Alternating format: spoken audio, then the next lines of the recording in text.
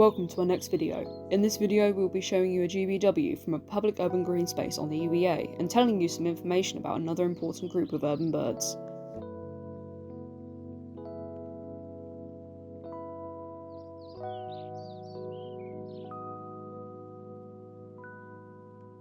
So let's just start the timer for 20 minutes and we're going to do a garden bird watch from our area on the university campus. So straight away, see we've got a wood pigeon over there. Yeah, excellent. Write that down. Yeah. So we're planning to do 20 minutes of recording today. So yeah, as long as you're consistent every week, that's the main thing. Doesn't matter how long you do it for, but we recommend at least 20 minutes. Yeah, that's 20 minutes is about the minimum for what the BTO guidelines suggest, isn't it? Yeah. I can hear a blue tit, but I can't quite tell whether it's within the garden or not yet. So you have to remember to only record things that come down and use the resources in your garden.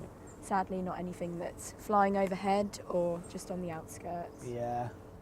I can just see a rabbit over there, so we're going to record that as it's not only birds now that you can record in the Garden BirdWatch, also mammals, reptiles, amphibians. Yeah. So that's nice to see.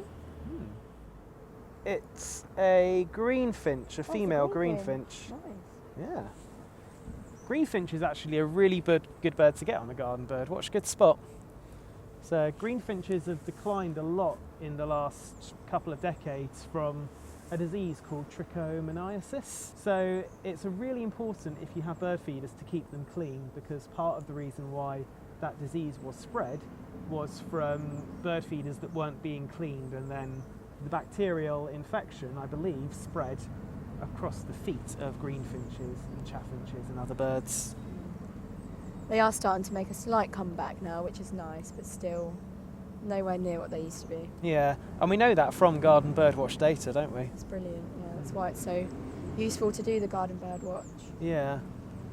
I think there was two, because they were chasing each other, so should I record two? Yeah, definitely. There's someone else appreciating nature over there. There it is. She's looking at the little rabbit. rabbit. Oh, there was 3 wood pigeons in the tree. Yep. Perfect. Another one for the... Nice. Yeah. Oh, you can hear the greenfinch. 1, 2. Both of them just flew out of the tree, didn't they? Was that another wood pigeon in the tree? One flew out, but... I think I can see him there. Yeah. Don't forget, we're only supposed to record the maximum number we see at any one time. Yeah, so that's a good point. Yeah. Oh, we've got a blue tit in the garden. Hey, nice. What is that blue tit eating? Yeah.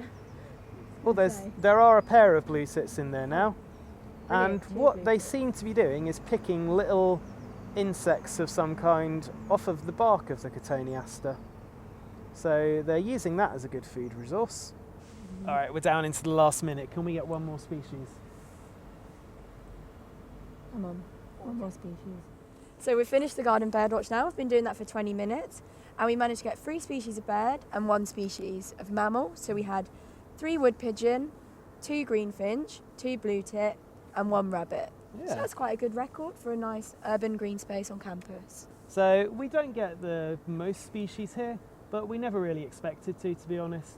And it's still really good science for the BTO to be recording from areas like this, because then you can see where birds aren't as well as where they are.